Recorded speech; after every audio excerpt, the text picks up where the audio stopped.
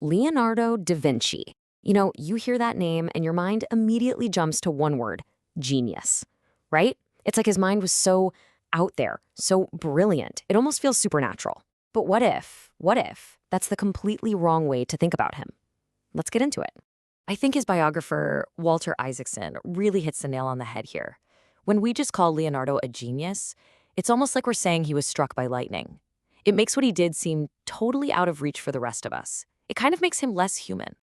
So that's the big question we're tackling. If it wasn't some divine gift, if it wasn't a lightning strike, then what were the real human ingredients that actually came together to create the mind of Leonardo da Vinci? To figure that out, we've got to deconstruct the myth first. You see, we tend to think of him as a painter, first and foremost. But you know what? That's not how he saw himself at all. For him, art and science were basically the same thing. They were just two different languages for describing the beautiful patterns of nature. I mean, look at these incredible anatomical drawings.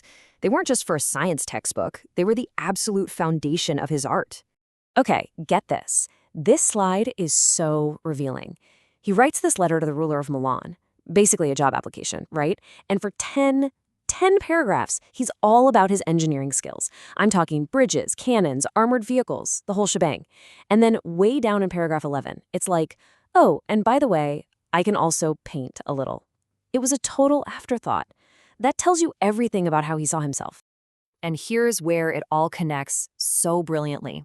To create the Mona Lisa's smile, maybe the most famous smile in history, he was dissecting human faces. For the raw agony as seen in St. Jerome, he was studying actual skulls.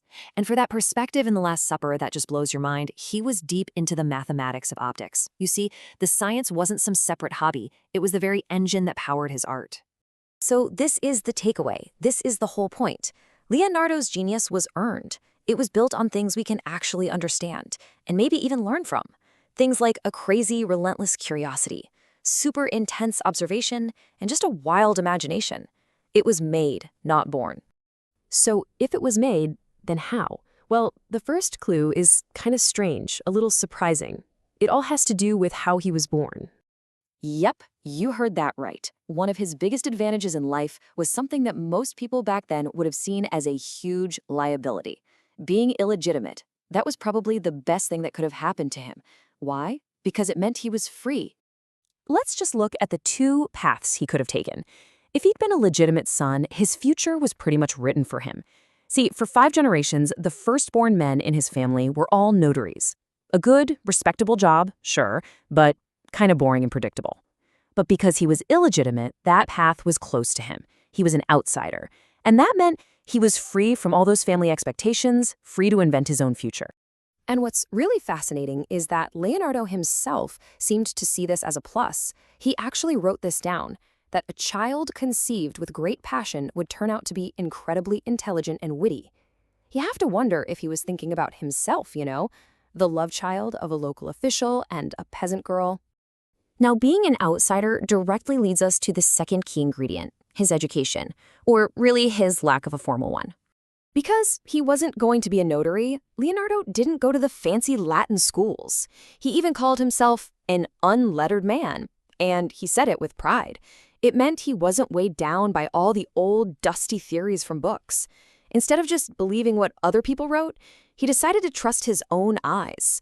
He became, in his own words, a disciple of experience. And oh my gosh, his notebooks are just the most amazing record of this mindset. Just look at this to-do list. It's so gloriously weird. I mean, who puts "describe the tongue of the woodpecker" on their to-do list? Or makes a note to go to the public baths just to study how muscles work? This wasn't for some big project. This was just curiosity for the sake of being curious. He really sums up this whole part of his personality in a little memory he wrote down. He remembers finding this dark, scary-looking cave, and he felt 2 things at once: fear of what might be in there, but also this powerful desire to find out if there were any marvelous thing within. For Leonardo, the desire to know always won. That's what being a disciple of experience is all about. Okay, so we've got an outsider. He's free from old school thinking, and he's got this unstoppable curiosity. Now it's time to add the final piece of the puzzle, putting him in the perfect place at the perfect time. Back in the 15th century, you couldn't find a better place on the planet for a mind like Leonardo's than Florence. It was just this buzzing ecosystem where everything blended together. Art, tech, science, business. It was all happening in the same workshops, on the same streets. It was the ultimate incubator for genius. And when he's just 14 years old, Leonardo gets dropped right into the middle of it all. He becomes an apprentice in the workshop of Andrea del Verrocchio, who was one of the top masters in the city. And in that workshop, he didn't just learn how to paint. No way. He learned anatomy, engineering, chemistry, metalworking. It was the perfect playground for his brain. And here's a really cool little piece of history. This is Verrocchio's famous bronze statue of David. Now, the model for it was a beautiful, androgynous boy around 14 years old. And guess how old Leonardo was when he joined the workshop? Yep, 14. A lot of historians are pretty convinced that when we look at this statue, we're actually looking at the face of the young Leonardo himself. So let's just recap. What's the recipe here? The whole point is that Leonardo's genius wasn't some magical divine spark. No, it was a formula, a combination of real, tangible things. You had the outsider's perspective, right? That freedom. You had a mind that was totally free from dogma, from being told what to think.